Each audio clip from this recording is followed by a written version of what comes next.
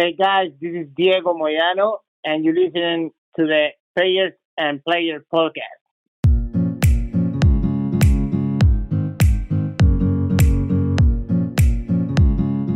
Welcome to the Payers and Players podcast, a podcast dedicated to bringing you the most interesting names in the game and diving into the issues around the junior tennis development journey. If you are not already following us on Twitter, Facebook, or Instagram, our handle is Payers Players. And if you'd like to contact us, we'd love to hear your feedback. Our email address is payersandplayers@gmail.com. Finally, if you haven't already done so, we'd really appreciate a 5-star rating on iTunes. And if you find value in our podcast, you can donate on our website, which is www.payersandplayers.com, where you can also find all of our show notes as well as other amazing content.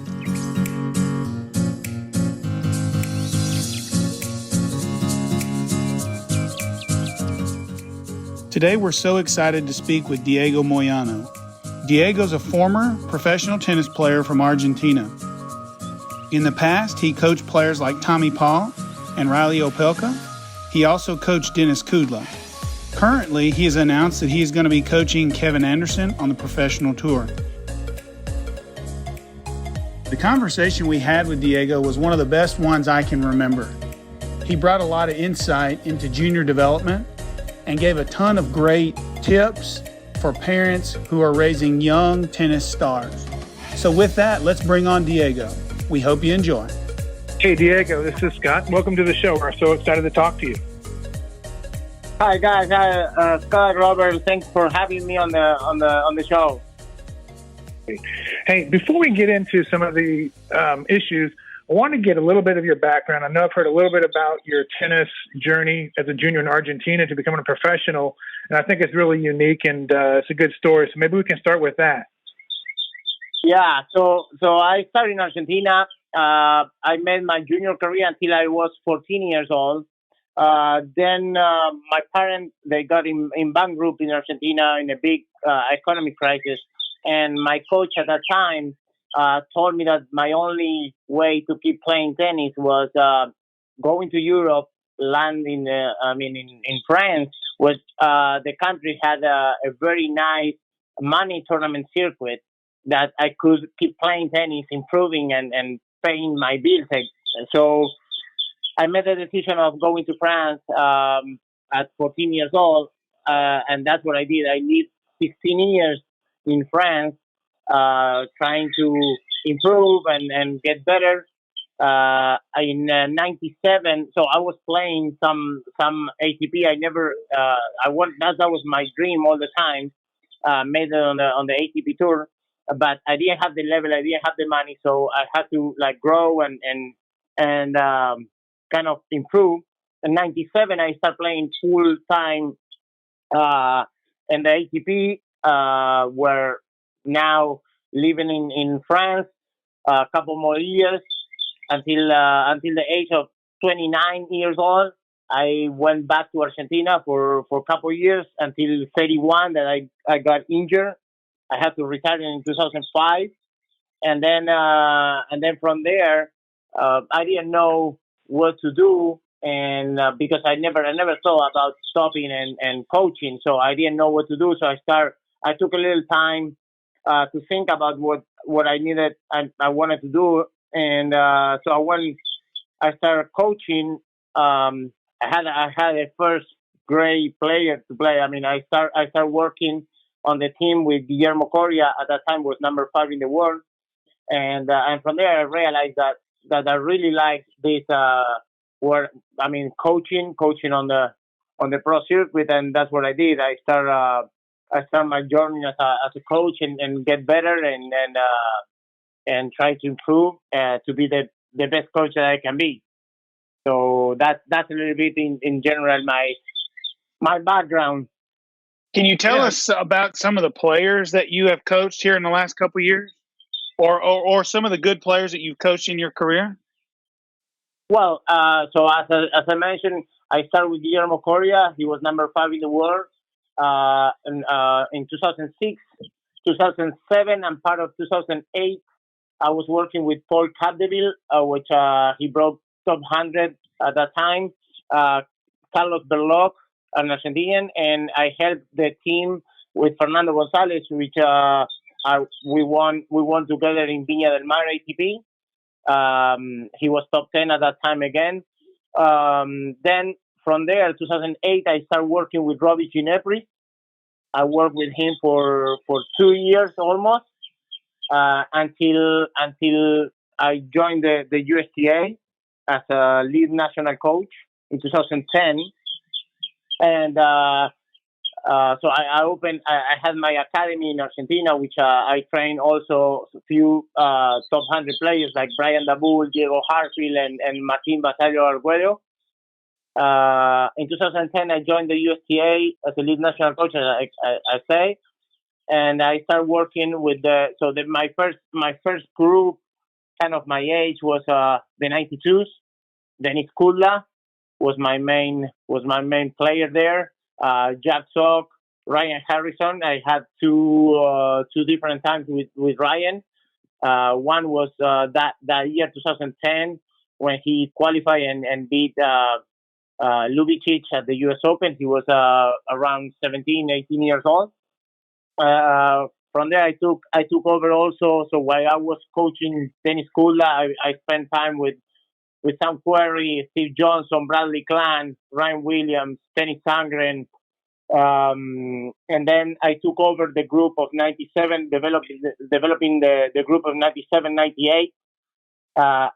Starting in 2012, while I was coaching still Dennis Kudla, I spent 5 years with him. And so I took over that group as well. That was part of Tommy Paul, Riley Opelka, several guys, William Blomberg that is in UNC. Who was Francis? I was overseeing. He was in JTCC, but I had the mission of overseeing him as well as part of the best player on that group. Same thing with Stefan Kozlov. I had Taylor Fritz, who started with me at 14 years old, like a year and a half later after I took Tommy and Riley. And so we won. I spent almost 7 years with Riley, 8 years with Tommy Paul, 4 years and a half with Francis, because I started working with Francis later on when he was 15, 16. And with Taylor Fritz, same thing until 18. I stopped. He transferred to the West Coast after winning the U.S. Open in 2015. So basically, I think except John Isner, I work with almost every American player until now. That's an impressive roster of players that you're involved with. Every one of them, I think everyone knows those names. So, question is, how did you guys identify that talent and bring them to the USTA? And at what age did they start training at USTA? So we made a few mistakes. We started obviously the idea was identify everybody's situation at young age. So when we started this process in 2009, 2010, the idea was kind of trying to be more involved on developing the American players. So we help the private sector to set up standards where we could help to develop the best players that we can develop as a unit, as a country. So that was the idea, helping the private sector. So for that, we start on the talent ID. We put a lot of focus on the talent ID. First was Martin Blackman at that time, and then Ken Kinnear took over that post. The objective was like not missing any player at young age. So we try to divide the country. It's a big country, a lot of players. So we divide at some point we divided the country in 22 sections. We kind of understood that the 22 section was too much, so we kind of reduced that. We went to 17, and until we found comfortable kind of detecting every single player that we could detect. So that was one. The second, we realized that we started bringing the kids too early to the USTA to train and kind of leave. So now we address that at some point, and we start like bringing like per time, not living there, but at 14 years old, they start like, except the kids, for example, Tommy moved to Boca Raton at some point, Riley moved to Boca Raton. So they were living with their family in Boca Raton. Taylor was coming in and out. But the time that he was staying in Boca was like 2 months or 6 weeks at the time. So we kind of uh, changed that because we realized that too young, at 12, 13 years old, the kids they couldn't live without the parents, on at the USDA. So that's that response to your question. Around 14, 15, they start like spending a lot of time with us, but not living until we realized. I mean, until the family thought that that was the right time to let it kind of go and train a little bit more outside the family or outside the home. Mm-hmm. Hey, so Diego, tell me this is as the USTA was identifying talent, how did they identify talent, and if they should have done it different in your opinion, how would you have done it different so that you would have better identified who the best players were? No, I think that was sorry that was the other part of the question. I think we in my time there for 10 I think we did a pretty good job. You always have a margin. I think one of the ideas that we had was bring all the kids, the best players together. We spent a lot of time going to the tournaments. So going to the section, we had couple like set up. We create some habits, which was national coaches or every camp in the country trying to have at least one national coach, just to have an idea of the kids and understand the kids that we have. Well, that's one. Go into every single tournament and try to see every single match and watch every game. In my so my in my time there, I was going to a tournament, the junior tournaments with a camera. So and I was like filming every single match that I could. So I had a database of every single player, and then again 2 weeks. I mean 2 weeks later, or a month later, or 2 months later, I was recording. And I could follow the improvement of that player, talking with the parents, talking with the private coaches. So following the direction.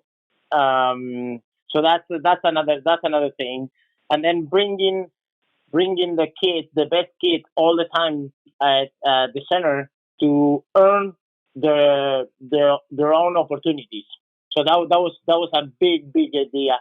So I have the kids coming in and playing for Wildcats in the future, playing for Wildcats in Challenger. No, at that time during 10 years, we didn't give any or very few, at least with the players that I was working with, very few players they had a wildcard given on a decision on an office.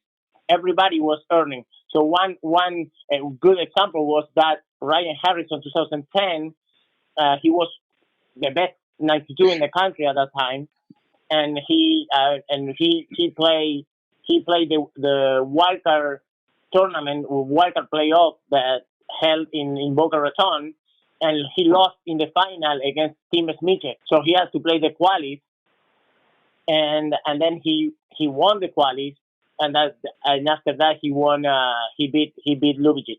Things like that all the time. Yeah. So I had Riley Opelka and well the 95s as well. Ty Kwiatkowski, Luca Corintelli, same thing. I mean, we had Spencer Papa, all the guys like playing for Wildcats all the time and mixing. So when the 95 they were at the age of playing the futures, we had the 97, 98 playing with them. Riley Opelka, Tommy Paul. I mean, they were like all mixing up. And same after that when the guys when they, for example, remember a wildcard tournament held, for example, Riley Opelka won it and played Robbie Ginepri in the future, lost 0-1. But things like that every single time for different situations. So we try to put all the kids in situation to earn their opportunities. So that's how you see the talent. You know, because when you put 20 players together, you realize that not all 20 they go up. So you have when you put the 20 best college player or I mean more mature they are, maybe the percentage they going up. But on young ages, when you put like 15 players together, 5 they're gonna go up, 5 they're gonna go down, and in the middle they're gonna stay in the middle, and maybe 1 is gonna go up later on. That's kind of when you put guys in a group competing against each other. That's how I mean. That's how you see how the competition goes. You know, I mean, the kids they're not all going up. Yeah. And so when you were looking at those, when you're going to those tournaments and you're, videoing all the matches, were you looking more for results or were you looking more for, game style and was you taking into account, whether or not a kid might be an early developer versus a kid that might be, not reaching his puberty as soon, or were those things that you were taking into consideration? Yeah, that's a great question. No, the result was not the first priority at all. It was like very, very low on the list. Obviously, you need all the things taken care. One is compete well, so the result obviously is important, but it's not the main important at young age. So good movers. I was looking at good body type, good bodies where they are. I mean, they can be. Doesn't matter if they're big or small, but they good movers. They have good balance, um, good speed, good balance. They can change direction. They have a good support system. That was one. Second, doesn't matter if they were winning or not. Weapons. You see if they're explosive, if they have some natural weapons that they feel.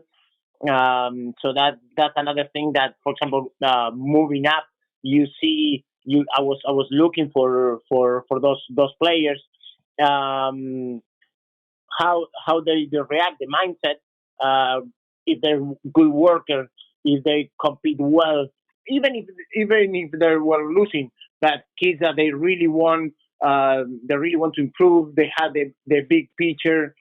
Some kids, even if they're 13, 14, they can see that big picture a little clearer than other kids. So things like that, the understanding of the core, understanding of the tennis, understanding the time.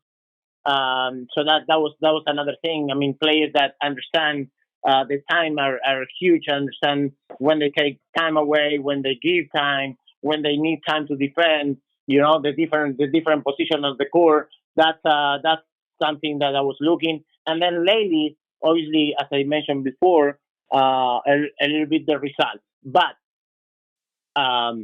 it's nice to be clear. The results are not important at young ages because you don't want the kid to be winning all the time. Because a kid that is 13, 14 is winning a lot is difficult to coach. Because how you convince a kid that has to improve when he's winning everything? So, exactly. As I always mention, for me, it's good that the kid is winning because that shows that they have confidence and they're good competitors. But they need to lose. They need to lose as well because that's how you can coach later on their career. Hey, so Diego, do you have an example of a kid that was maybe at 12, 13, way bigger than everybody, and he won because he was way bigger than everybody? But then when he was 18, he wasn't way everybody and he struggled. And then on the other end, do you have an example of a kid that was real little when he was 12, 13, but then he grew and ended up being a much better player at 17, 18 than he was at 12 or 13? Well, I mean, one good example of that is Riley Opelka. Riley Opelka, when he was young, I have pictures. He was my height, so he was not too big. We knew that he's gonna be big.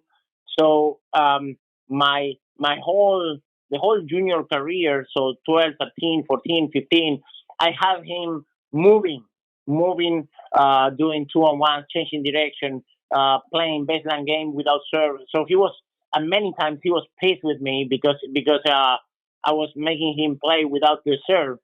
Because my whole vision was he has to learn how to move and play from different positions and have I mean, understand his balance and understand how to create power from young age. Because when he's gonna grow, then everything is done. Now we're gonna focus more on his identity and his big serve and big shots, and that's how he was developed.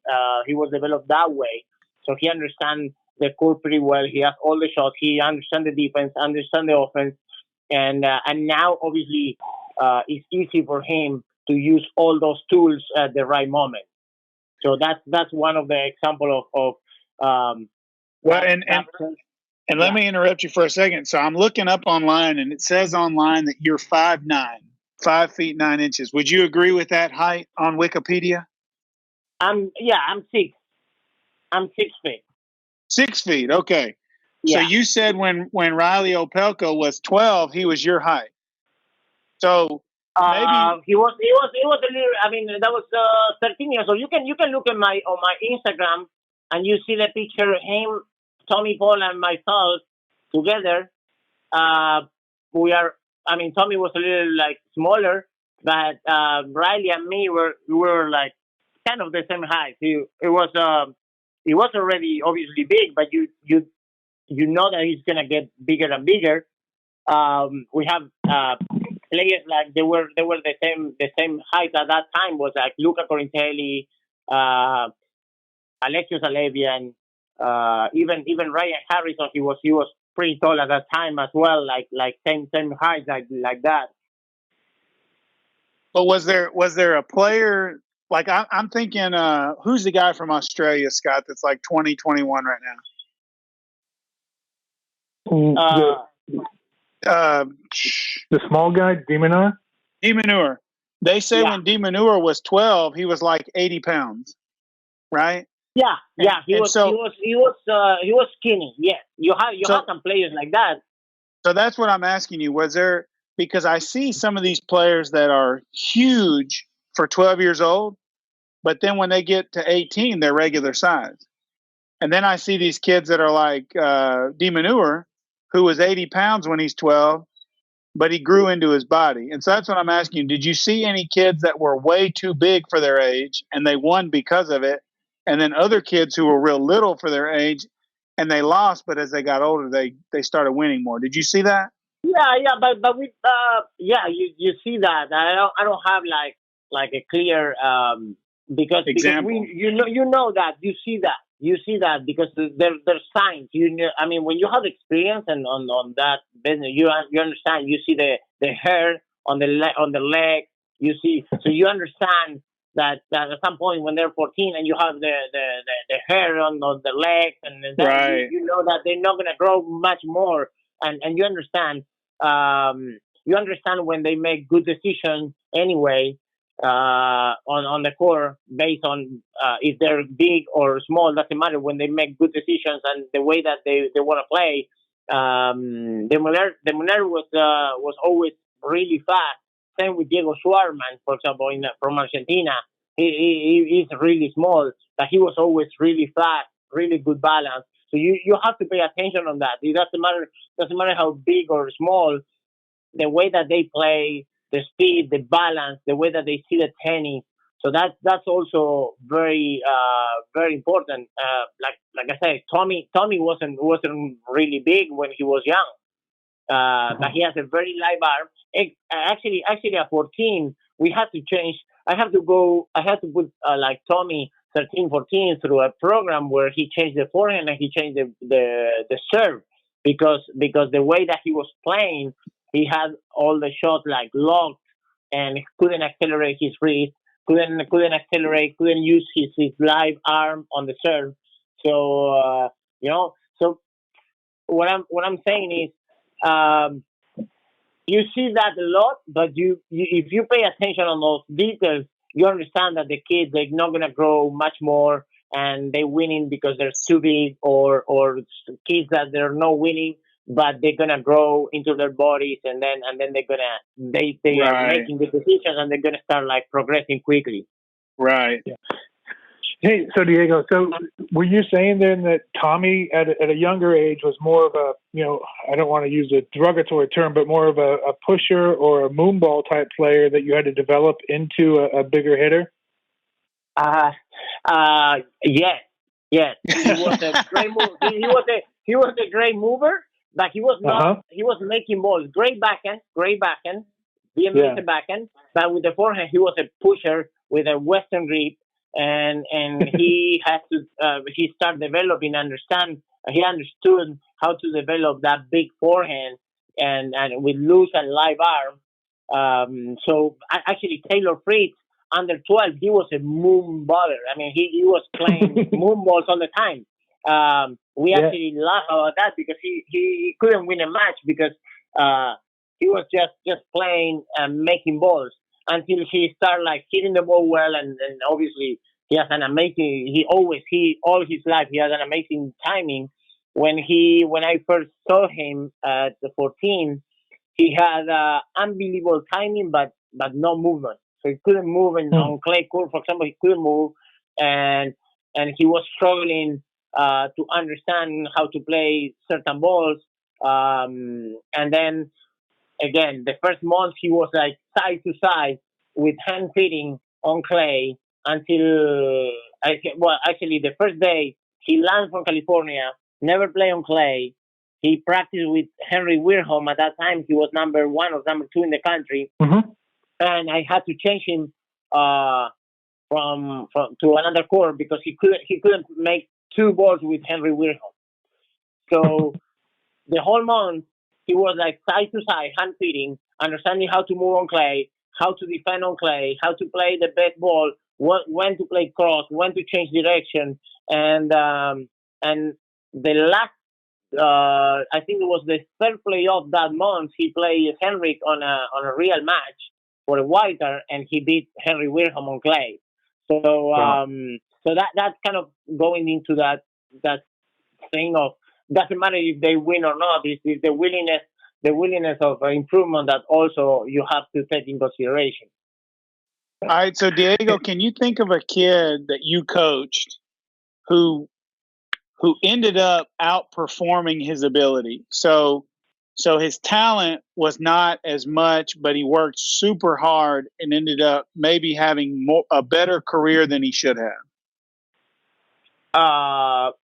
So the first player about that is Dennis Kula. Yeah. For sure. 50 in the world.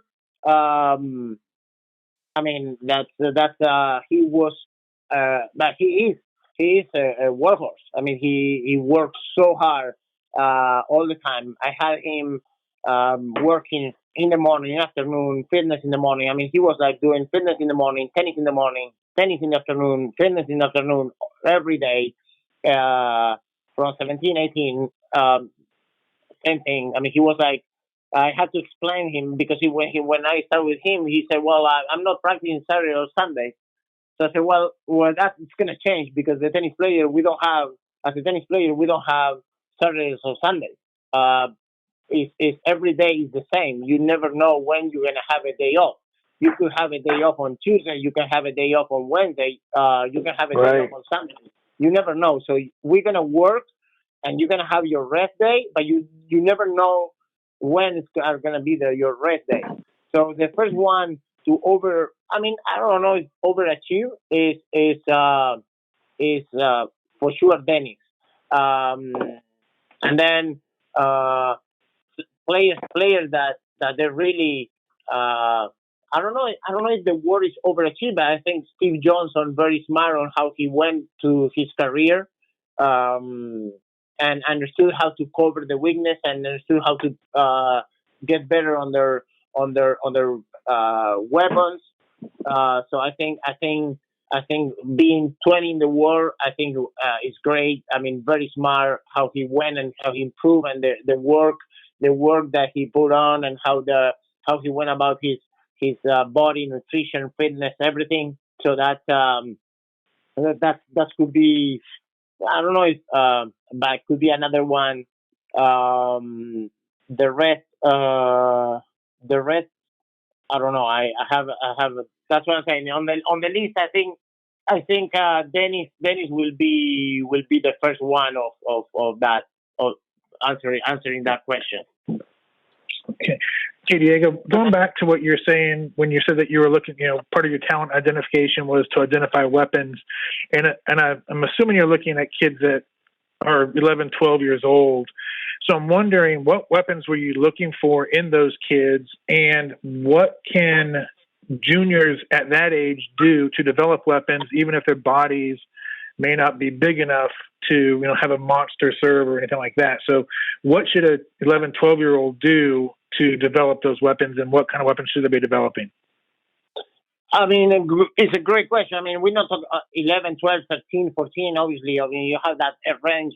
For example, I always encourage the kids, even if they're 12 years old, you see the kids, the willingness to, for example, come forward and come to the net. And you say, well, they don't have a big serve. No, they don't. But you see them try to place the serve and try to use the serve as a weapon. That is the first step.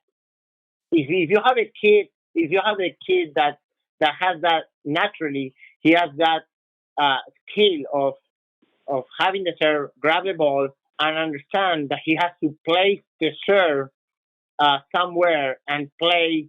They can play with that serve. That's a huge advantage, because 3 years later, when you're gonna tell the kid, well, you're gonna serve Y and you're gonna come, you're gonna do serve and volley. They already know. They already been there, even if they didn't win matches, but they already been there. So that's a huge advantage when you have a kid like that. For example, one, you're looking at that. Two, you're looking at if the kid is understanding the time, if they taking time. So you see if they cutting the angle. For example, at young age, you have a kid that is 11, 12 years old. They're cutting the angle on the forehand side, right? So they understand time. They understanding cutting the angles. So when you cut the angle like that and you're taking time away, you closer to the net, and probably you're gonna develop a bigger forehand, power wise, or time or placement. But your head is already thinking about how to hurt your opponent.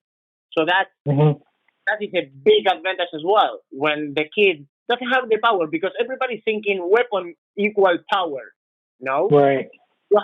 you have four different ways to be aggressive, in my opinion: power, placement, time, right, and positioning. So you have a kid that uses the time, uses the positioning to be aggressive. Is a big weapon. On the tennis today, you see the players how they're moving. So that's another thing. The movement. You see a kid that is unbelievable athlete. So now you have a natural weapon out there. Kids like, for example, a good example was Francis Tiago. You see the kid moving, or Michael Moe, for example. He's everywhere. The Munar, you just mentioned the Munar. Great athlete. He couldn't crack an egg, but he was everywhere. So he was great, cool position, understand the time. Now he's moving, not ball passed by him. So now you have something. Felix Auger-Aliassime, for example, growing up, you see he was a little kid, but very explosive, great mobility. So you could see him like separate from the rest, his weapons. Obviously, you see there. I mean, you have to wait, and 4 or 5 years later, you can use that and coach him in that direction. But you understand that at 11, 12, you already could see different ways to attack. Now you see a kid that doesn't move very well, and he plays very far back. He makes a lot of balls, but he plays far back. He doesn't move well. His good position doesn't understand the time. So now that kid is very it's going to be very tough to produce or develop a weapon on that kid. Gotcha. Yeah, I love that answer. I think there's a lot in there because it's not just the eyeball test where you can see a big serve or a big forehand. You're right. It's the power, placement, time, and court position are all weapons, and kids that recognize that at an early age are ahead of the game. So that's something to definitely work on.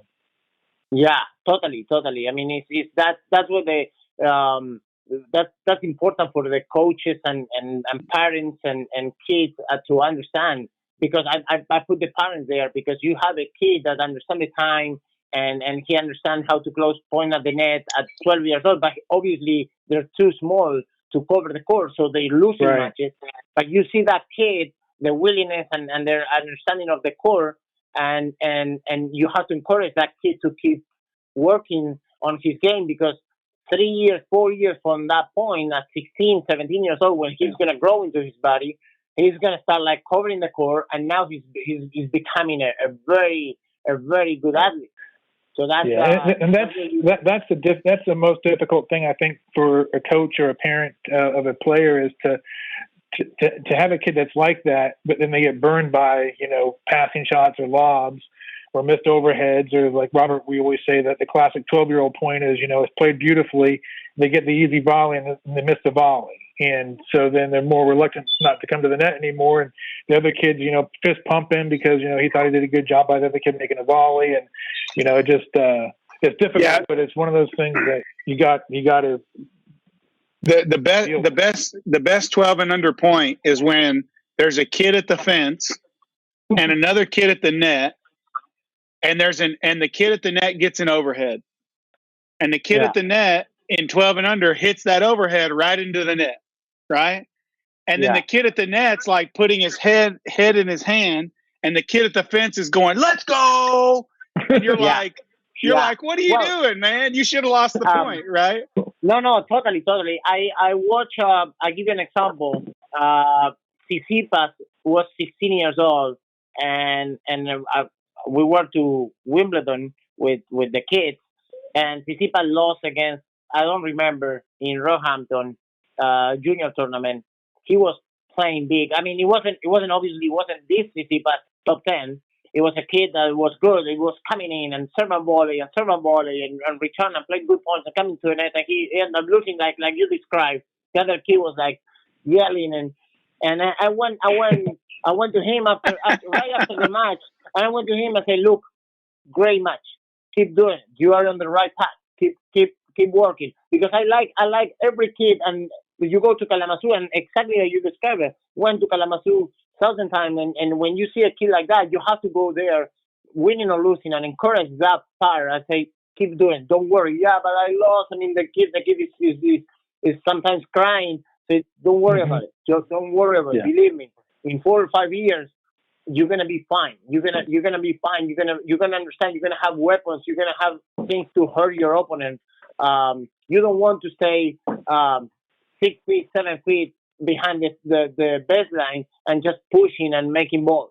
That's one part. You could do that as a good competitor. You could do that, but you don't want to be like that the whole match. So so I try to encourage that, and as a team, we always were very detail oriented on that. I mean, having the kids like doing the right, playing if you want to call like that, playing the right way, the good tennis. I have my vision of how what the good tennis is, and that's the way that I see the players play, even if they're 11, 12, 13, or 25.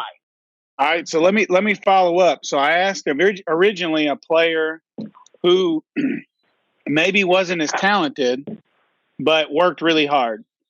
So can you think of any players you coached that were the opposite? They were super talented and lazy, and no one knows who they are anymore. And you don't have to say their name, but did you coach any players that were like, man, if you would work hard, you'd be top 20, and they were lazy? Yeah, yes. But I stopped working with those players immediately. So I can't. I mean, I have my vision of I mean, on my years at the USTA, even now, um, I like the high performance. I like the elite. I mean, my eyes or my that's what I enjoy the most. Producing players to or try to help the players to achieve their dreams. And when I see that, it's either they change or I stop. So there's no following up with that. I mean, I don't. That's one of the non-negotiable for me. Um, I like the talent. I like to have players with talent. Obviously, you have an advantage if you have a player with talent. But I think talent without really hard work is nothing. Yeah. So that's yes. I mean the answer is I have several players like that, and yeah, I stopped working with them. Yeah, Diego, can you talk a little bit about the schedule that you guys use there at the USTA, maybe for 12-year-olds versus 15, 16-year-olds? What kind of daily on-court, off-court, year-round kind of calendar or kind of a daily schedule were they doing in terms of time on the court and time in conditioning and time doing mental? Just break down sort of those daily routines. Yeah. So I have to separate kind of that in three different groups. Good. The kids that are really young, 12, 13, 14, 15, they go through a puberty. The kids, the young pro, they transition in 18 to 23, 24, 25, and then the established pro. So I usually like to do that because there's a huge difference. The kids that are going through a puberty, to produce a champion, you have to find, and that's where the coaching is very important, because you cannot undertrain, but you cannot either overtrain. So you have to find the limit, where the limit is, and be just below that limit. This is in my experience, my opinion, and it's very difficult, very very difficult. The kids are growing. You have to understand. You have to weigh them, measure them almost every week. Understand when they're growing, how they're growing, what happened with the back. I mean, what happened with the elbow. How explosive are they? You have to understand every single situation. If the biomechanic is working good, if the technical aspect is very sound, everything has to be on point at that age, because if it's not, everything could fall apart. So that's Right. That's huge. So let me interrupt really quick. So when you have a group of 15, 20 kids, that's almost an individual answer. How do you deal with one kid versus another, or is it sort of, hey, this group of kids this is their limit, let's put them together. Another group of kids has a limit that's closer to this. Do they train together? How would you deal with that for a group?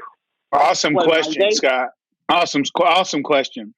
Yeah, my age, my days, they were 16 hours. 16 hours. Yeah. I mean, you have to individualize every kid. You have to go and you can, I mean, you can ask the kids. I mean, I try to it's not only individualized in terms of the body, but in terms of their mind, how you talk to them, how you talk to every one of them. Example, you're not talking the same, you're not using the same words, you're not using the same tone if you're talking with Dennis Kudla or Riley Opelka or Tommy Paul or Taylor Fritz or Francis Tiafoe or William Blomberg, or you have to individualize each of them and talk to them completely separate. Now that's one. Two, I'm a big believer on individual work. So they have always every day they have with me they have a kind of a group where they play matches together. They mix it up. They do the 2-on-1s. They do and almost every day they have the individual work with me, whatever it is, 40 minutes or 1 hour or 1 hour and a half or whatever they need. So each of those players they have individual work with me. So that's one.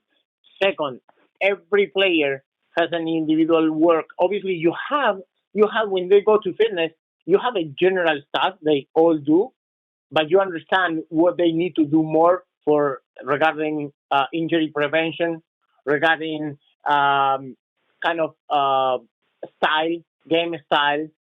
So you like going through that with the strength conditioning with the team, and they know what they do. The technical stuff, like I say, for example, at one point when we went through those changes with Tommy Paul, he was 14 years old. He couldn't crack an egg with the forehand, and we wanted to kind of help him to develop those weapons. I was traveling with Tony School and with other kids, so Ryan Harrison. So what I did was having Andy Brandy helping me. So we designed a program on. So we went on in front of the TV all together with 5 coaches, like trying to be all agreed, because we had that protocol of no changing any shot if 3 or more coaches they were not agree on that change. So we were like at that time we were like 4 or 5 coaches: Jay Berger, Andy Brandy, myself. Was also David Ramos, who was the expert on the videos, and making sure that everything that I wanted to go through on the forehand and the serve was correct. And Andy Brandy was helping me every day, having individual work with him, for example. Wow. Same with Riley.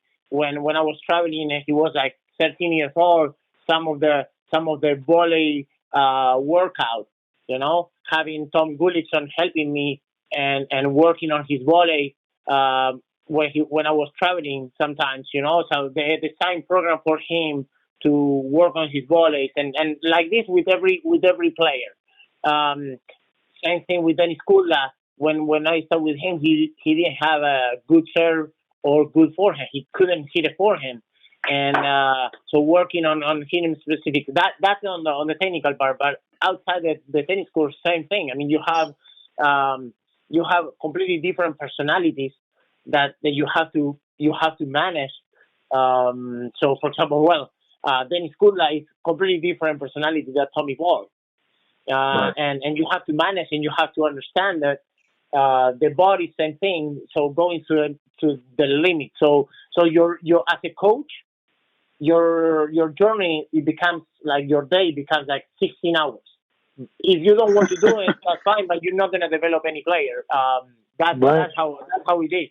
So that's same thing. And then you go to the next age, which is 18 to 23, 25, which right now they went through puberty. Now they're okay. Now their body, they grow into their body, they're fine. Now you can put more load. They can accept, the body will accept more load. You have to go more through the identity.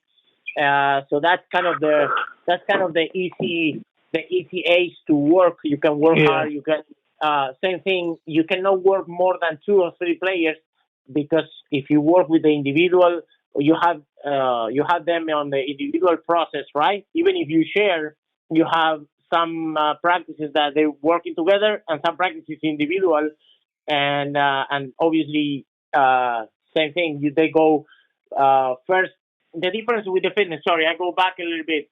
The fitness, talking with the young kids in the morning, they go through more. They understanding and they learning their warm up. They personalize their warm up. So that's kind of in the morning where I call the fitness in the morning. It's more about that, personalize the warm up, understanding that you always can do some routine where you can stabilize your shoulder, your core. You can do the injury prevention.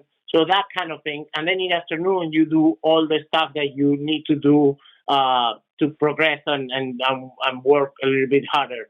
With the other kids, 18 to 25, now they're more established on their routine in the morning. So they go through a fitness and kind of they do a part where sometimes it's the plyometrics or some lifting in the morning. Some players, they like to do the lifting because they feel better, even if that jeopardizes a little bit the feeling of the ball, but they feel that they can transfer that into tennis, and they like that.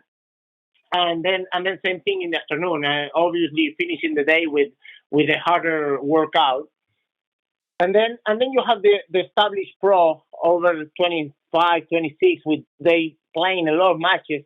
So now the focus is more on the recovery. Now they've been through kind of 8 or 9 or 10 preseason already, where their body is strong. They don't need that much. So now it's becoming the fitness is becoming a complement of the tennis.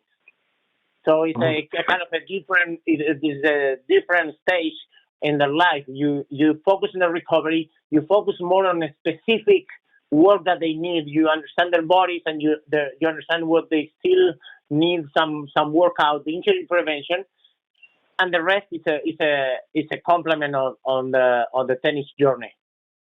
Yeah. Hey, just real quick, just to recap a little bit, are you saying like for the 12 to 13, 14-year-olds, you'd have like a morning session where it'd be about maintenance and injury prevention? Would there be ball hitting at that time, or would that all be in the afternoon? Yeah. No, with for example, with different groups, most of the groups, the kids understanding that when they're kids, they have a ton of things to learn and to explore. So they need time on court. 2 hours is not enough for a kid that wants to be good. 2 hours is not enough. But more than 2 hours is difficult to have the kid focus with the mind completely engaged on the practice. So over 1 hour 30 is very tough to have the kid like completely engaged. So that's why with many kids you need to double up the day. So you need to split the sessions and do hour and a half in the morning and 45 minutes in the afternoon, or 1 hour and 1 hour, or 1 hour and a half on 1 hour, depending the kids and depending how good. It's not going to be both sessions are going to be physical, but for example, you can split the physical session in the morning and then the serve and return in the afternoon, or the technical work in the morning and then the physical work in the afternoon, or physical work in the morning and match play in the afternoon, things like that, where you have the kids completely engaged and willing to play. Yeah. Hey, so Diego, first off, let me say this: you are bringing it tonight. I mean, you got it going on. Anybody listening right now, they should be like listening with a notepad, taking notes. You're bringing it. You. So thank you so much. But it's the way that I live the tennis. I love to talk tennis. I love to kind of try to help and share the information and as much as I can. And it's a pleasure for me to talk about tennis. I a lot of passion here. I can tell there. Yeah, the passion. I can feel it coming out of my phone right now. So this is good stuff. So my question for you is, and this is more of a personal question. So my child is, and I see this with a lot of high performance kids, but he is highly competitive. But that highly competitiveness becomes emotional, and the emotions on the court prevent him from being as effective as he could possibly be, right? Yeah. So how did you deal with those players that were so competitive that it turned into a weakness because they were emotional as a result of being competitive? Um, it's a great question. Obviously, you have to know the kid. My first answer to that, and the first thing that I will explore with a kid like that is using that competitiveness or put it on the right way. Try to help him to understand that. So you're so competitive, okay? So how you can be as competitive as you are, but now focusing on the right stuff. Okay, so I'm gonna every practice I'm gonna try to focus on the short term goals. So for example, let's say that I'm working on him cutting the angle on the forehand. Okay, so I'm gonna challenge him and I'm gonna compete with him, not me, but for example, I'm gonna put a target and I'm gonna draw a line on the court. I say, okay, if you hit that target uh, 8 times in cutting that angle like that, you win something, and then you get you put that competitive experience on the right spot and not on winning. The outcome of the match cannot be the objective of those kids. They have that should be a product of a daily work. So I don't know the kid, and I have to understand. But there's few um, technique to use for the kid to understand that before to be competitive and focus only on the outcome of the matches in Kalamazoo or the Clayport Nationals or there's something before that they can use as Right. competitive. Yeah, you Right. understand? So yeah. So my follow up to that is, you said earlier, you said when you were working with different players, you can't talk to them all the same. If I'm talking to Dennis Kudla or if I'm talking to Steve Johnson, explain what you mean by that, because I think I know what you mean, but I think you need to explain further what you mean by that. Well, so the tone that you use, the vocabulary that you use. So some kids they like a more like friend to friend vocabulary. So now you have to, as a coach, you have to adapt to that vocabulary and talk more like, for example, kids that I had say yes coach, no coach. I say no. You it's okay. I'm Diego. You don't tell me coach. So because I knew that the kid, it was like he needed more like a free spirit to go to a practice. So I said Right. no coach. You're not saying coach or not saying So I want you. Some kids I let them they threw the racket and say it's okay. It's okay through the racket because I know that's gonna bring them more blood, and I rather as you teach character, which all agree that character is huge, is important, but to get there, they're gonna have time and you're gonna have good talk. But first, you need the kid needs to have fun on the court. If you like put it on the kid on the box when they play every kid, so it's very tough for a 12, 13, 14 years old to behave perfect. You're Okay. gonna get there. You're gonna get there. So what I'm saying is, some kids they need a tone, a more quiet tone. For example, talking like that, not being. Yeah, I'm gonna change. So you're gonna explain every. For example, I give you an example, and I don't mind to give you a name. William Blomberg. William Blomberg was always, since he was young, 12, 13, 14 years old. He was somebody that needed to be every drill. You have to explain to him, right? You have to explain to him every drill, why and what it's gonna bring, and why you're gonna do that, and what is the objective of the drill. He liked that. He was like that. Tommy Paul, he didn't care. He didn't care at all. He didn't care.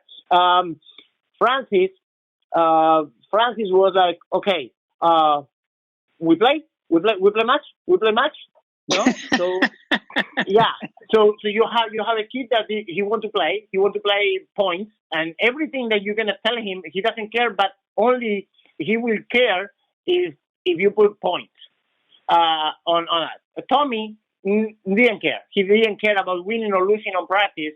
He didn't care about the drill. He believed in me. He trusts me. I said, whatever you say, I do it. I don't care. But you have to give him the freedom. Tommy, you have to give him that freedom. Riley, the practice was like, okay, he has to feel the power. At some point of the practice, whatever you do, at some point of the practice, he needed to feel that he was reading the ball, he was winning points, he was like dominant on the court. You understand? So, Yeah. you at the minute that you stop with one of the kids, the other kid is showing up. For example, I never let the kid that was, for example, I was practicing from 2 to 3 with one of them, 3 to 4 with the other, 4 to 5 with the other. I never let the kid warm up on the court. So I was like kicking them out. So the kids show up at their time, because I wanted to have that hour or 45 or 1 hour I have with the other person, and having individualized that person. When he leaves, now the other kid comes, my mind switch, and now I talk differently. So for example, that kid that you mentioned, that is he is really competitive, but he gets into that frustration. I need to take that frustration off of him. So I need to understand how. I need to know him. I need to build a relationship. I need him to trust me, and that only happen if I spend time one on one with him and understand how he likes to talk to me, how he likes to what are the topics that he likes to talk. What are the things that what he, for example, maybe is he loves basketball, maybe he likes American football, so I can talk to him through different analogies. I can bring Tom Brady on. For example, I will, if he's a Patriot fan, I will bring Tom Brady. I will show him videos of Edelman and not from Federer, for example. So I will show him Edelman catching that ball against whatever the Atlanta, unbelievable catch. I will bring him Gronkowski. I will, so things like that. If he's a Laker fan, I will talk to him regarding, like, I don't know, bringing quote of Kobe Bryant and things like that. So you have to understand the kid. You have to build a relationship. You have to try to get into their mind, feel comfortable, and build a trust. So I don't know if it makes sense. Yeah, no, Diego, look, I'm telling you, man, I wish the call had started with this question, because you the last 10 minutes have been some of the most enjoyable but also interesting 10 minutes I've had in the last 2 years. You are so wise and interesting, but one of the things that you said that was so interesting, two things. I want to ask you this, and I want to follow up. So I love how you are describing how important it is to have a relationship with the player and to understand each player is different. And some of them, they got to feel like you're their friend. And some of them may want you to yell at them. And right, they're all different.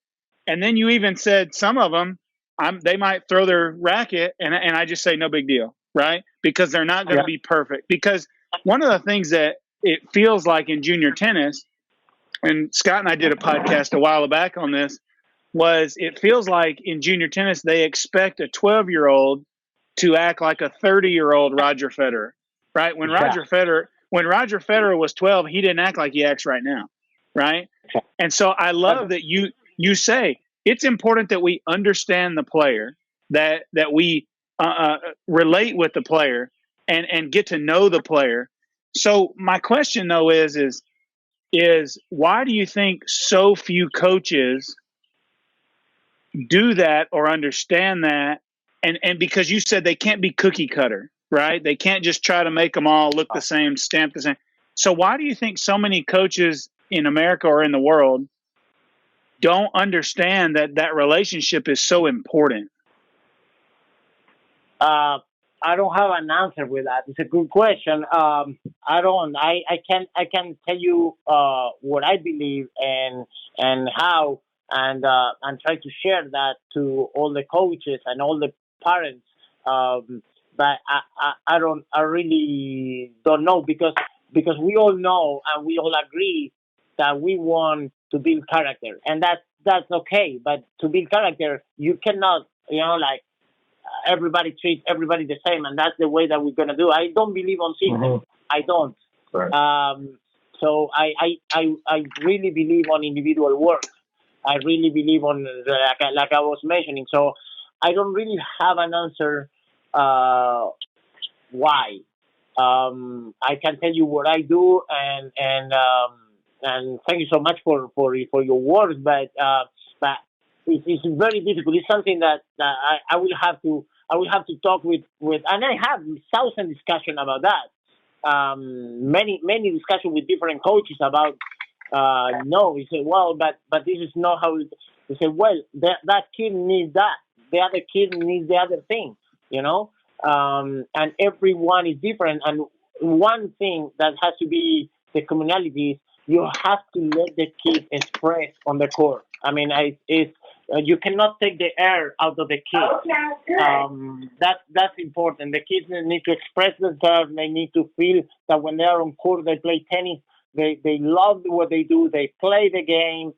They have fun out there. And again, their personality is going to show up there because they're going to feel the pressure. And when you are under pressure is when the personality comes. It's easy to say somebody that has no pressure, say, hey, you're not gonna throw the racket. You're not gonna say anything. You're not gonna curse and everything. But when the kid is under pressure, that's when the personality is gonna come. What are you gonna do? So it's difficult. Obviously, you have to be limits. There's no negotiables and some limits. Here's what I want you to do. So first, I want to read a line, and then here's what my question to you is. But I want to read this first. So I think there's a lot of kids out there who are highly competitive, and I watch them at tournaments. They're super competitive, and they're super talented, but because they're so invested in what they're doing, they're trying their hardest. When they lose, they kind of freak out. You see what I'm saying? And and the coaches and the parents, they can't stand to watch them freak out. And so they kind of kill their, how do you say it? They kind of kill their, that's an advantage that they will have in the future. But the parents, because they're embarrassed, kind of kill it. And so, and the coaches do too. The coach is sitting there watching their player, and the player's banging their racket and crying and whatever else. And all the people sitting and watching are like, well, that guy's the coach. What the heck's he doing? Right. And so here's what I want you to do. I want you to give some advice to the coaches when they have a player that's super competitive and super talented, but struggles to manage their emotions when they're 10, 11, and 12. Give them some advice there real quick. So the main advice is a process. I mean, you have to understand the process. You have to understand that the kid, you have to, the way to fix that is convince and make the kid understand that behavior is not going to help or is not helping his tennis. Right, it's hurting you. So the way that I describe all the time to the kids, okay? So I say, well, you have limits, and the kid look at me and say, well, but I threw the racket in, for example, in the practice, and you didn't say anything, and you like say, oh, that was okay, no problem, no big deal. But I threw the racket. What's the limit? The limit is that when you threw the racket and you start like whining on that moment of the match, you lost the focus. Right. If you threw the racket and you grab the racket and then you play the best 3 games of your life, there's nothing right. But the problem is that behavior, when you start whining, for example, the other thing that I encourage the kids, they say, okay, I hate whining. So I hate whining. I hate the kids when they go on and on. I don't make a ball. I cannot make a ball. I'm playing so bad. Right. Yeah, that's not acceptable. That's not acceptable for me. Why? Because that is I never saw a player whining like that and winning. So if you show me that you went and then you win the tournament and you play unbelievable, then I may change my mind. But so far, I never saw a kid whining. So what happened is yes, I saw even Roger Federer or Rafa Nadal like yelling once, relax, exteriorize what they're feeling at that moment, which is frustration or whatever it is, and or anxiety, whatever emotion you have at that moment, you exteriorize, and now you focus and really. So the kids, when you explain the kid that, and you work on that on daily basis in practice, the kids they start understanding that. They Right. don't need. Sometimes they don't need you to take the. I call taking the air out of the kids. They need a space. They Yeah. need a space to learn. They need a space to explore things. They need to explore. They need a space to exteriorize. We have limits as adults. We need to put limits. Yes, I understand totally. But sometimes you have to let the kid going through those limits and explore those limits, and you as an adult say, well, this is the limit. Why? Look what happened. You show the kid what happened. Why? What that moment hurt his performance? Why is not? And then you start working with him. No, for him. You working with him. It's a team. It's a team effort. Coach, player, parents. It's a team effort to make him understand, because I'm working, like I say, I'm working by understanding. I'm not telling the kid what to do. I'm convincing the kid, and I present the way that the kid they can understand what I'm talking, and they can disagree with me at any time. I always open the door. I say, look, I don't want you to say yes, coach, yes, Diego, I do it. No, challenge me. I need if you disagree, tell me that you disagree. Why you disagree? What I need to present to you. And this is with the behavior. It's the same thing. I mean, so the kids are kids. You say it really well. Remember, I say to all the coaches and the parents, do you remember how you were when you was 12, 13, 14? Don't tell me that you were perfect, because I wasn't. I wasn't perfect, and Roger Federer wasn't perfect, and Rafa Nadal wasn't perfect, and anybody was perfect. So you become the person that slowly and exploring things with the people and working on the things and understanding why certain behaviors can help you in the future. But at 12, 13, 14, 18, even 18, you go through moments where the hormones and everything, you need to exercise, you need to, you need to feel what you're doing. And I'm a big believer of that, with limits, but by understanding. And the way you said it, take the air out of the kids. It should be every coach's goal to push them, but never take the air out of the kid. Right? That's and I want to read this real quick, and then Scott, I want you to ask the next question. But so this is an article that I pulled up. It looks like it was last year. It says, after 10 successful years of grooming and mentoring America's finest young tennis players, USTA player development coach Diego Moyano has decided to move on. He'll begin working with Kevin Anderson in South Africa. One of the most respected coaches in the business, Moyano was practically the American junior tennis whisperer. Moyano was tasked with helping the top U.S. tennis juniors to transition to the professional game, and he delivered. And I'm going to tell you, Diego, you read that on the paper, and I think, whatever. But after listening to you talk, yeah, that you got it going on, man. I mean, I can see how you worked with players like Taylor Fritz and Francis Tiafoe and Tennis Sangren and delivered results, because all of those kids had different personalities. And what you were willing to do was say, you know what, your personality is different. I'm going to adjust to you, not require you to adjust to me. Thank you so much for your words. I mean, I like a very nice word, and I really appreciate. And yes, I don't believe that the players have to adapt to a coach. I believe that the coach has to prepare. That's why I always say, when you finish, and for young coaches, my advice is, you not become a coach after you play tennis or you hit some balls. You have to prepare yourself. You have to understand psychology. You have to understand biomechanics. You have to understand I mean, you have to go through a very good level of all those areas, technique, mobility. You have to go through those areas to be able to adapt to every single player to help, because coaching is that, is try to help the kid or the player that is working with you to achieve their dreams. That's what coaching it is. It's not do what I tell you to do. It's helping you to achieve your dreams. And to do that, you have to be prepared.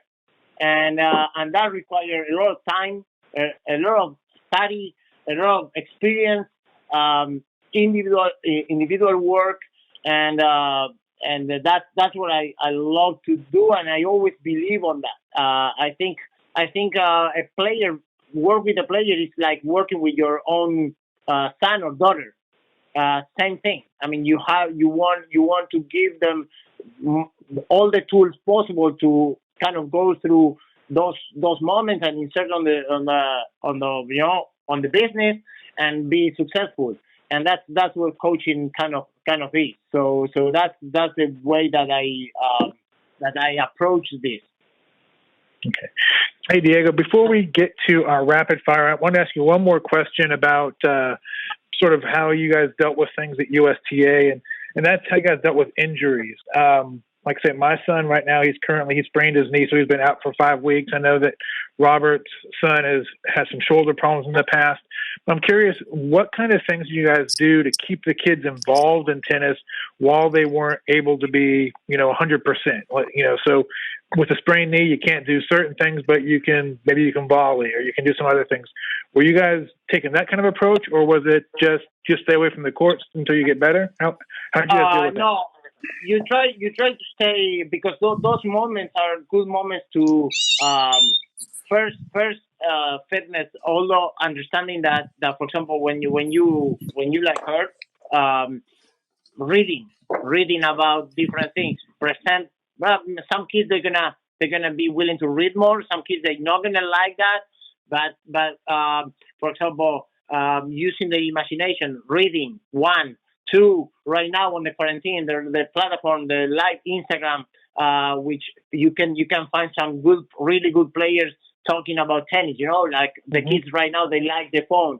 Okay, so everybody's like, oh no, the phones are maybe the phone 1 hour per day or 1 hour and a half per day, looking at the right things are could be important, could be beneficial.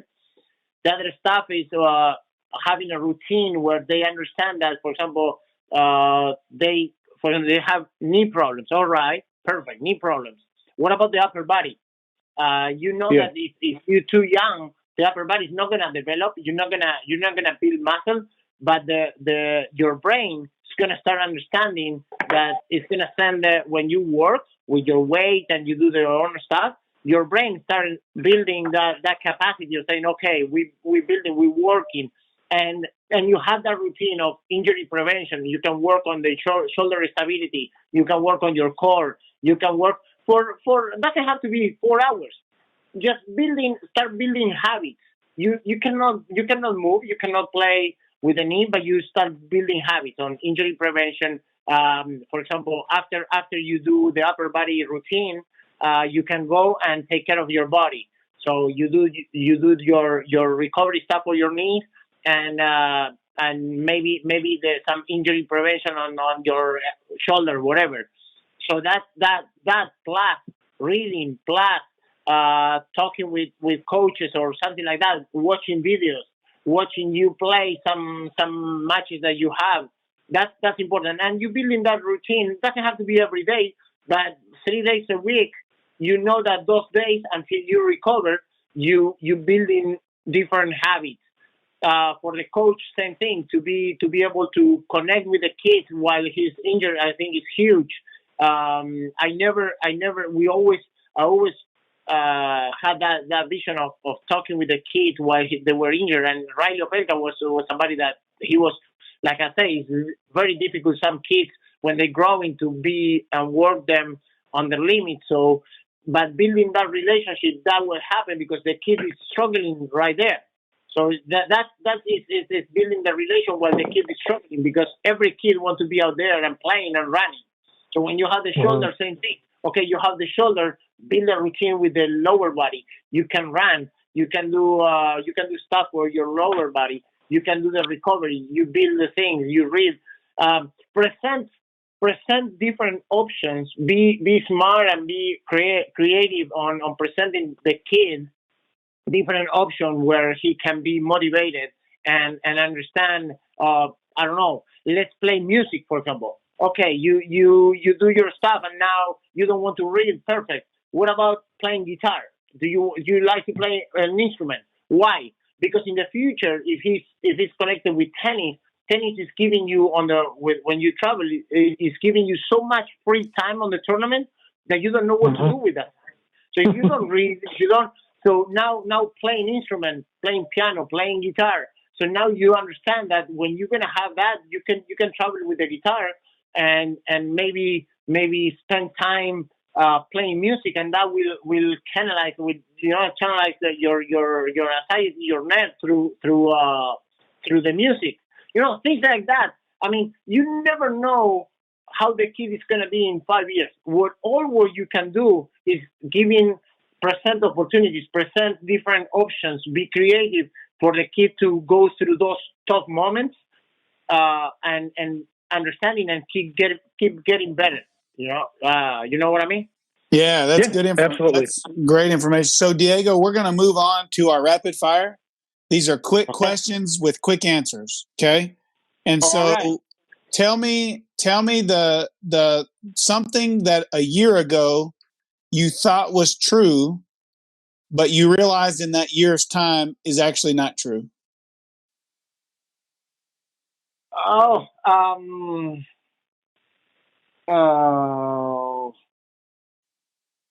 I probably should have given you an I- easier one, like what's your favorite bag of chips? But that was a hard one for a rapid fire.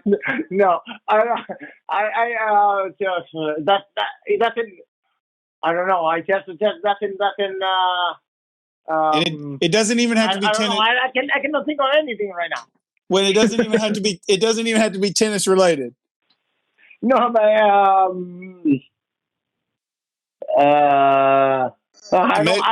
that a year ago wasn't. I thought it was true, and now I know that it's not true. I don't know. Probably something that I did a year ago, because I'm I'm very dynamic, and I challenge myself all the time. So probably something that I was thinking a year ago that now I know that I did, and I didn't do right. Probably a mistake that I did. All right, Scott, ask the next one. What's the biggest waste of time on a tennis court for practice? The biggest waste of time, the phone. After practice, the phone. Okay. Sure.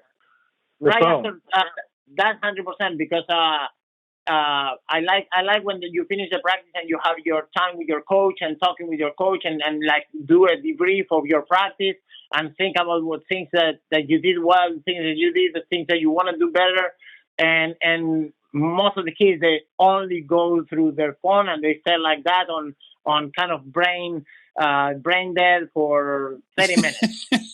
Yeah. Right. So as soon as they hit the last ball, their mind is on their phone, and it's not summarizing what they've worked on and taking account of that. Yeah, good point. All right. So the favorite thing you like to do off the court, non-tennis related, your favorite thing to do? So I do triathlon. So I love to train for triathlons. My objective this year is to do an Ironman at the end of the year, and also playing soccer. So let me follow up on that. So what's the longest? Have you done a half Ironman? Yes, I did. Okay, good. So which one did you do, the half Ironman? The Miami Man. Okay, so my wife she's done a bunch of half Ironmans, and then we both did a full Ironman in Florida like 5 years ago. Which one in Florida? The one that's in Florida, like in November every year, Ironman Florida. Okay, so that's the one. That's my objective for this year. Yeah, so that's a good. I'm already entered for that one. The only thing that stinks about it is the wind, man. The wind on the bike. It blows so Yeah. hard. It was terrible. They told me that. So yeah, I mean, I try to prepare. We have a few friends that are they're doing an Ironman as well, and so that's if the time, because we don't know if we're gonna be playing at that time. Yeah. Because right now, I mean, the circuit is kind of in hold. But if I have the time, that will be my objective for this year. Also play soccer, and of course, spend time with my family. I spend time with my daughter, with my son, and with my wife. Right. Excellent. And hey, so now that you're coaching Kevin Anderson, what is the biggest difference, what's the biggest difference that you see in coaching a player that's established like Kevin, having come from working with all the developing players like Riley and Tommy and Francis? Well, I'm back on because before the UCA I was working with established pro as well. Robbie Ginebri was like 25 and Corey, same thing. So the routine.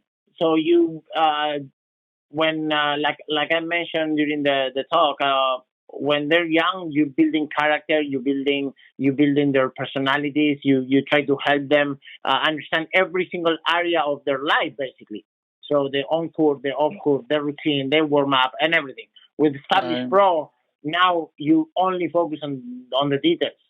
How it's becoming a performance objective. So how you get the best performance next week, next month, recognize the 3-4 things that they could change their game or their performance on the next 6-7 months or next year, next 2 years. So recognize those little things that are very, very little and they're details, but they can have a huge impact, and how to adapt those things into a daily practices where you prepare the players to play the big events and beat the top guys. That's how that's the difference. But you don't have to focus on the other stuff. The player is already motivated. The player is already professional. He knows or she knows what she has to do. So the focus is completely different. So the next question is... I'm sorry, Robert, just real quick. When you were with Coria, were you there in 2004 at the French Open with him? No. Okay. I started with him in 2000, end of 2005. November 2005, okay. I started with him. Okay. All right, so this is one of my favorite questions, and we got it from another podcast, Adam Blitcher's podcast. And so the question is, what's something that you believe to be true and everyone you're around thinks is crazy? Ooh,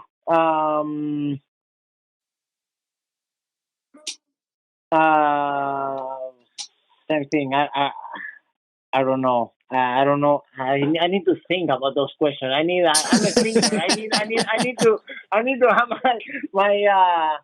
my own thought about we should have sent him ahead of time. Yeah, we should have sent him ahead of time. Probably it's not a thinking, but my energy.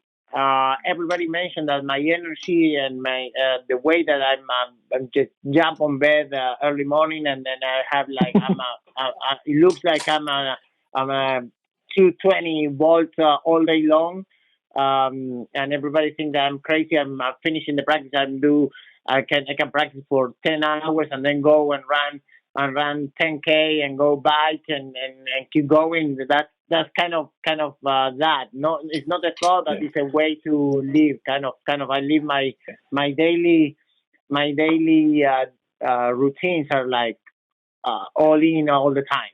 I love it, and I can attest to that. A few years ago at the Knoxville Challenger, I saw you practicing and warming up with Tommy and I think Riley, and I thought you were one of the players.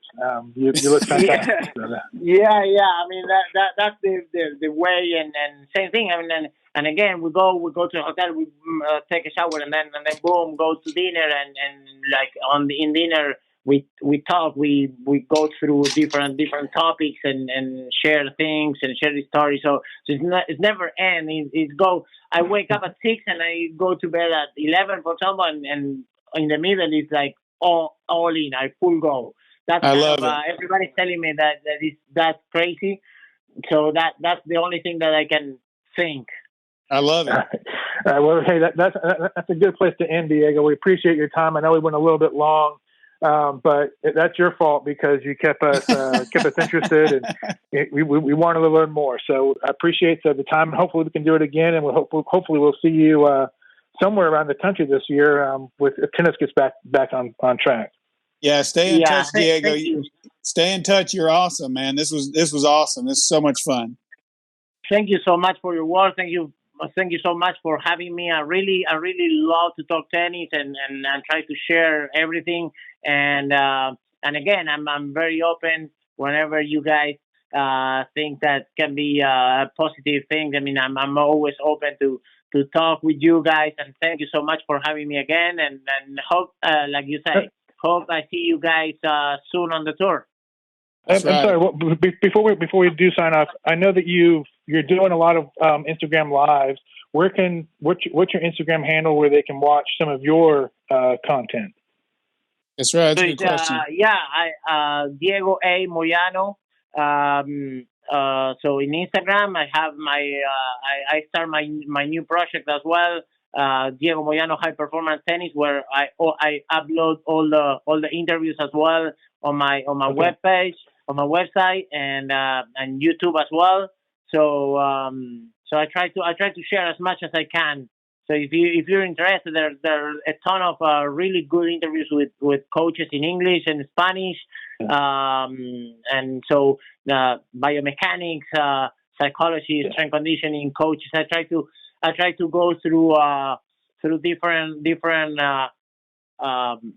areas where the people can take advantage of that. Yeah, and your interview with Mark Kovacs was fantastic, so I highly recommend that one. Yeah, thank you so much. I mean, I learned how to record the interviews right after I interview Paul Anacom and Brad Gilbert, but those two, they were really good, and I didn't know how to record it. I learned that the day after that, so I like, wow, Jesus, I cannot believe that. But well, now everything is on my account, and I try to upload the post, and everybody can watch it. Excellent. Well, it was so much fun. Appreciate you being on.